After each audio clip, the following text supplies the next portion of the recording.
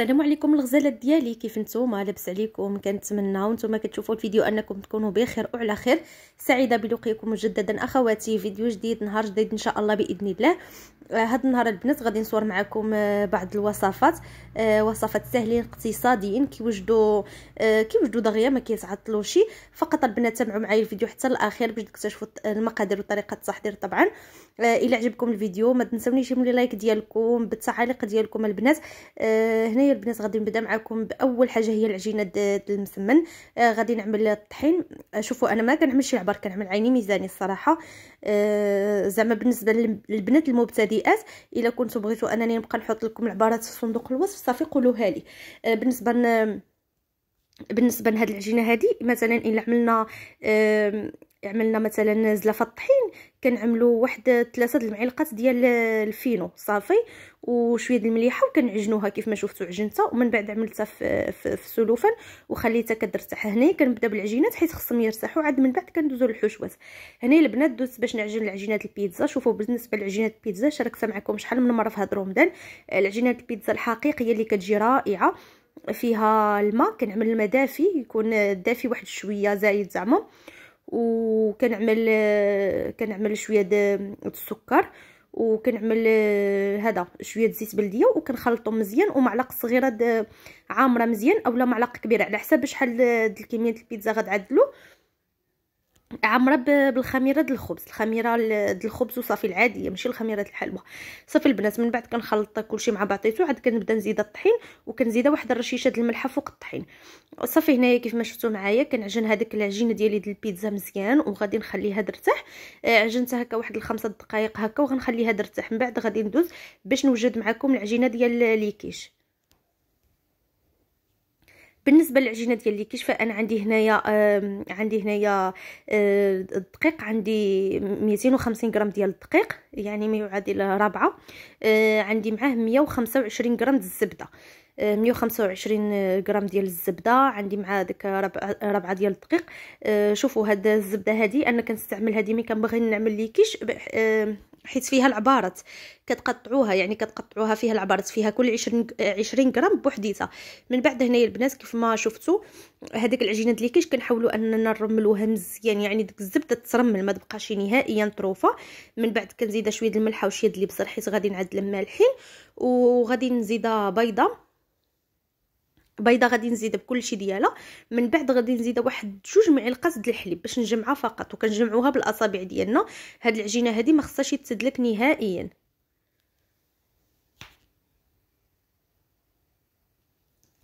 صافي ومن بعد البنات عملتها حتى هي عملتها هكا في البلاستيك الغذائي ودخلتها الثلاجه ترتاح، ضروري خصها ترتاح. هنايا كنعمل عاوتاني ربعه الطحين، المهم نفس المقادير ديال الاولى، 125 غرام ديال الزبده مره اخرى باش نعمل بها الكيش الحلوين. هنايا غادي نعمل كما قلت لكم الطحين، الزبده غادي نرملها مزيان. من بعد غادي نزيد هنايا السكر وغادي نزيد الزا. شوفوا نتوما مثلا الا كنتو ما بغيتوش تعملوا 2 عجينات وتقدروا واحد العجينه تخرجوا منها الملح والحلو، فقط تعملوا لها معلقه السكر وقبيصه الملح وتعجنوها، غير هي ما تزيدوها لا الابزار ما تزيدوها فاني، يعني هذيك العجينه تستعملوها 2 حاجات. انا مهم بغيت نوعوا صافي باش تجي هذه بريحه الفاني. صافي نفس الطريقه، بيضه 2 معالق ديال الحليب وكنجمعوها مزيان، يعني كتجمع غير باطراف الاصابع. هاد العجينه ديال الكيش ما كتجمعش زعما هكا ماشي تعجن ولا راكم عارفين بحال عجينه الصابلي. صافي من بعد عاوتاني كنعملوها في البلاستيك الغذائي، كندخلها للثلاجه باش كندخلها باش تبرد، ضروري خصها تبرد. من بعد هنايا كندوز كنخرجها كنوجد القوالب ديالي. هنا كنبدا نطلقها. شوفوا خصها السمك ديالها يكون ما غليظ ما رقيق، المهم باش تجيكم مزونه ومقرمله. هنايا البنات كنبدا نطلقها بهذا الشكل هدايا.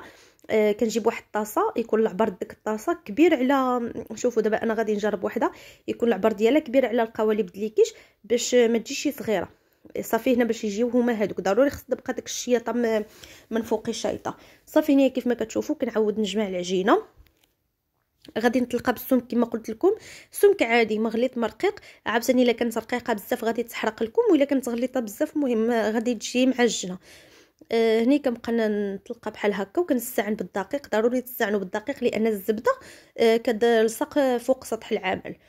صافي هنا غادي نحاول انني نقطعهم كاملين، غادي نقطع بواحد الكميه بهاد الزلافه هاديه، واللي بقى غادي نجمعو ماشي يعني كنكمش داك العجينه كنشبرها وكنكمشها بحال شي عجينه عاديه.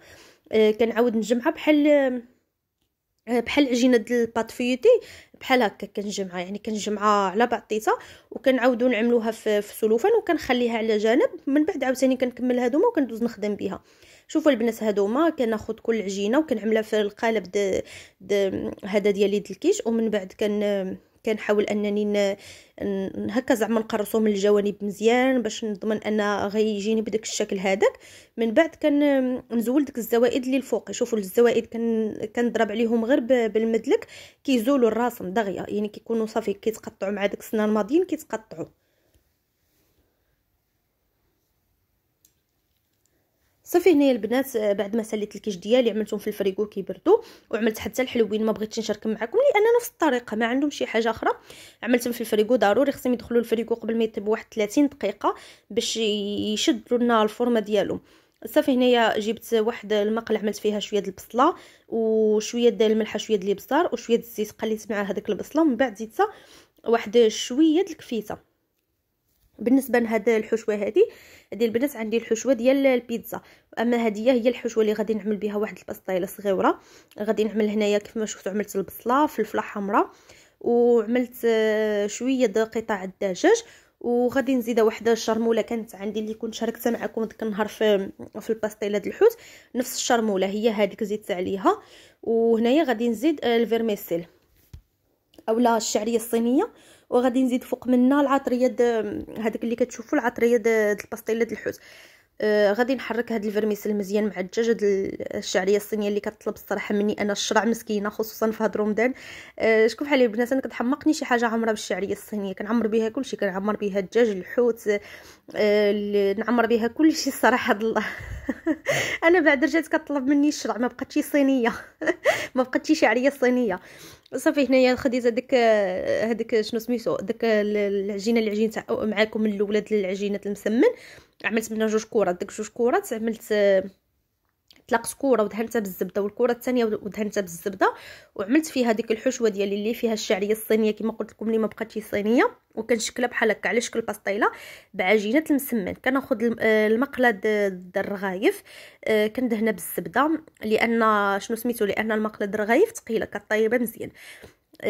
من بعد كنحطها فوق منها وكنقرصها. كنجيب هنا واحد العجينه وتكون كويره نكون عملتها صغيره وكنغطي بها الوجه ديالها باش ما تحرقش ديك الحشوه من الوسط.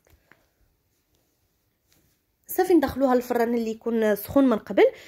صافي دخلتها كطيب. هنا غادي ندوز باش نوجد البيتزا هنايا البنات كانت خمرات. ضروري هاد البيتزا هذه الحجم ديالها يتضاعف يتضاعف يتضاعف. شوفوا من الاحسن اللي بغى يعجنها في الليل ويعمل له واحد شويه د الخميره غير شويه وعملها في الثلاجه ويخليها تخمر تنغدر، هذيك هي العجينه الحقيقيه ديال البيتزا الاصليه.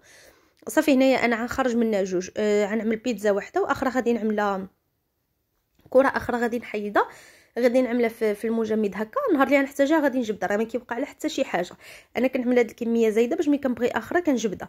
صافي هنا كيف ما كتشوفوا انا هاد العجينه هذه ديال البيتزا كنطلقها بحال هكا بيدي، كنطلقها بحال هكا. غادي نعمل هنايا وحده كبيره.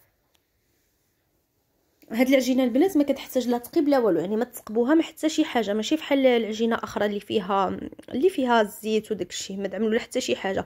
صافي من بعد هنايا انا كنكتفي بهاد رمضان كامل الصراحه وانا كنعمل هاد السوليس هديه كتعجبني وكتجيني سهله وعمليه. محسن ما نبقى نطيب مطيشه ونرون الدنيا على بيتزا واحده ولا. المهم شريت هادو ما بزاف الصراحه هادو، ومع خرجوا هذا ما كتبقاش مخاسره كتحله كتعدلها كامله. صافي من بعد ما عملت لها هنايا السوليس ديالها في الاول، من بعد كنعمل لها الجبن، من بعد كنعمل داك الكفته اللي مشحره مع البصله طبعا. وهنايا غادي نزيدها فلفل الوان. الفلفل كنعملو خضر ما كنعملوش انا الصراحه ما كنطيبش الفلفله ما كنقليها ما والو. عملت فلفله خضراء كيف ما شفتوا معايا، عملت الفلفله صفراء وحمراء. صافي وغندخلها حتى هي طيب. هنايا غادي ندوز نعمل الحشوه ديال الكيش. بالنسبه للحشوه ديال الكيش عندي هنايا البصله البصله البنات هيدايا شلطتها، عملت طروفه ديال الدجاج. من في ديك الكاسرونه كنوجد البيشاميل شحال من مره شاركت معكم، قلت بلا ما نشاركوا معكم. عملت شويه ديال الملحه وشويه ديال الابزار. غادي نقلي داك الدجاج مزيان كيف ما كتشوفوا معايا.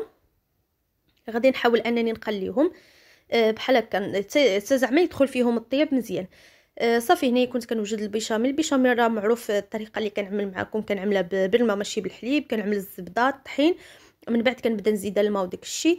صافي البنات والجبنه المثلث كيف ما قلت لكم. صافي هنايا كانت وجدت، ضفت البيشاميل على الدجاج وخليتهم حتى هو برد واحد شويه باش تشبر راسها. من بعد بديت كنعملها في ديك القوالب وغادي ندخلها للفرن الطيب. صافي عمرت لي هادوما، عمرت لي هاد 9 هي اللي عمرت لي واخرين حيدتهم. صافي كيبقاو البنات في الفريكو ما كيوقع لهم حتى حاجه. صافي هذه هي البيتزا ديالي والكيش ديالي. هادوك الحلوين راه عمرتهم صافي، بغيت نشاركهم معكم، راه فيهم غير الكريم باتيسير. صافي البنات وهذه هي الطبيله ديالي اليوم، اللهم اديمها نعمه واحفظها من الزوال. وكنقول لكم السلام عليكم حتى الفيديو القادم ان شاء الله.